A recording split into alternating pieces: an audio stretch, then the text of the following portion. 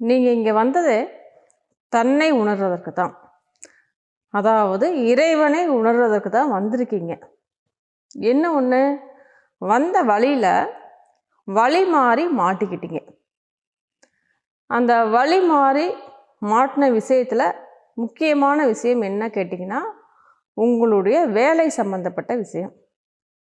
இந்த சமுதாயம் உங்களுக்கு வேலையில் டார்கெட் கொடுத்து அதில் வழி மாற்றி கூட்டிகிட்டு போயிட்டுருக்கு. இதன் மூலம்தான் நீ செல்வ செழிப்பாக வாழ முடியும் அப்படின்னு சொல்லி கொடுத்துட்ருக்கு. ஆனால் இதுக்கு நீங்கள் வரல, பணம் சம்பாதிக்க நீங்கள் வரல.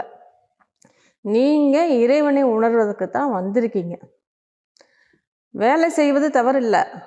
அதாவது வேலை எதுக்கு கொடுக்கப்பட்டதுன்னா, உங்களுடைய வாழ்வாதாரத்துக்காக வேலை கொடுக்கப்பட்டது. வாழ்வாதாரத்துக்காக வேலை செய்வது தவறில்லை. ஆனால் எல்லாரும் இன்றைக்கி வாழ்வாதாரத்துக்காக வேலை செய்கிறீங்க. இல்லை, நாங்கள் வாழ்வாதாரத்துக்கு தான் வேலை செய்கிறோம் அப்படின்னு சொன்னீங்கன்னா, ஒரு ஏழை வாழ்வாதாரத்துக்காக வேலை செய்கிறான், சரி. ஒரு பணக்காரன் ஏன் வேலை செய்கிறான்? ஒரு கோடீஸ்வரன் எதற்கு வேலை செய்கிறான்? அதாவது ஒரு ஏழையும் எதுக்கு ஓடுறோன்னு தெரியாமல் ஓடிட்டுருக்கான், ஒரு பணக்காரனும் எதுக்கு ஓடுறோம்னு தெரியாமல் ஓடிட்டுருக்கான், ஒரு கோடீஸ்வரனும் எதுக்கு ஓடுறோம்னு தெரியாமல் ஓடிட்டுருக்கான். எல்லாருமே ஓடிட்டு தான் இருக்காங்க. இன்றைக்கி எல்லாரோடைய நிலையும் இப்படி தான் இருக்குது. நீங்கள் வந்தது இங்கே சும்மா இருப்பதற்கு தான் வந்திருக்கீங்க. சும்மா இருப்பது அப்படிங்கிறது உங்கள் வெளித்தன்மை சார்ந்து உடல் சார்ந்து வேலை செய்யாமல் இருப்பது இல்லை. உங்களுடைய உள்தன்மை சார்ந்தது இது.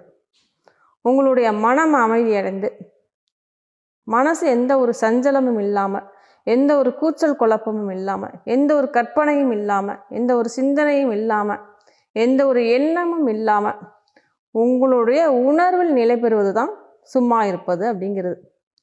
அதுக்கு தான் வந்திருக்கீங்க. வேலை செய்யுங்க, தவறு இல்லை. வாழ்வாதாரத்துக்காக வேலை செய்யுங்க, தவறு இல்லை. ஆனால் நீங்கள் வேலை செய்கிறதுக்கும் வேலை உங்களை வேலை வாங்குவதற்கும் வித்தியாசம் இருக்குது. நீங்கள் சொல்லலாம், நான் தான் வேலை செய்கிறேன் அப்படின்னு. இல்லை, வேலை தான் உங்களை வேலை வாங்கிட்டு இருக்கு. ஒரு உதாரணம் சொல்கிறேன், நீங்களே புரிஞ்சுக்கலாம்.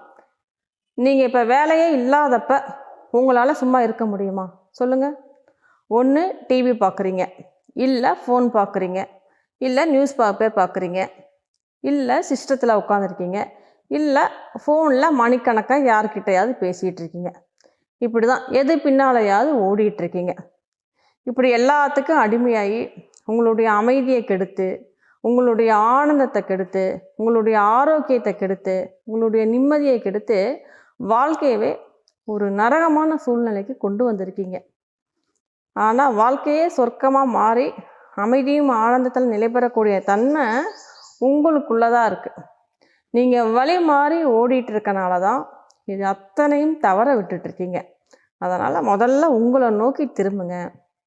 இங்கே என்ன நடந்துகிட்ருக்கு, நீங்கள் எதுக்காக வந்திருக்கீங்க அப்படிங்கிறத தெரிஞ்சுக்குங்க. அப்படி தெரிஞ்சுக்கும் போது நீங்கள் வேலை செய்கிற விதம் தன்மை மாறி இருக்கும். நீங்கள் வேலை செய்கிற விதம் கொண்டாட்டமாக இருக்கும். அந்த இறைசக்தி, பிரபஞ்ச சக்தி, இறைத்தன்மை, கடவுள் இப்படின்னு எத்தனையோ பெயர்களில் சொல்லப்படுற அந்த ஒன்று உங்களுக்குள்ளே தான் உங்களுடைய உயிர்த்தன்மையாக உட்கார்ந்துட்டுருக்கு. அதை உணர்ந்து அதில் நிலை பெறும்போது நீங்கள் மிகவும் சிறப்பு வாய்ந்த ஒருவராக மாறி இருப்பீங்க. உங்களுடைய தன்மை மாறி இருக்கும். நீங்கள் வேலை செய்யும் தன்மை மாறி இருக்கும். உங்கள் வாழ்க்கை ஆனந்தமாக மாறி இருக்கும். ரொம்ப ஒரு அமைதியாக தெளிவானவராக மாறி இருப்பீங்க.